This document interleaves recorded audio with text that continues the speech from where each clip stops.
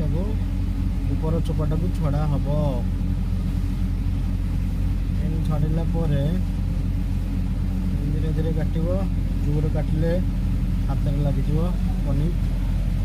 ଏମିତି କାଟିକିନା ତାକୁ ତା ଭିତରୁ ଏମିତି କରିକି ତା କନ୍ଦାଟାକୁ ବାହାର କରିବାକୁ ପଡ଼ିବ।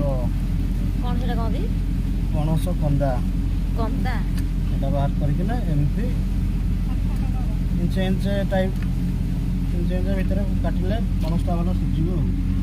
ଆଉ ବେଶୀ ବଡ଼ କଲେ ସିଝିବନି ନା।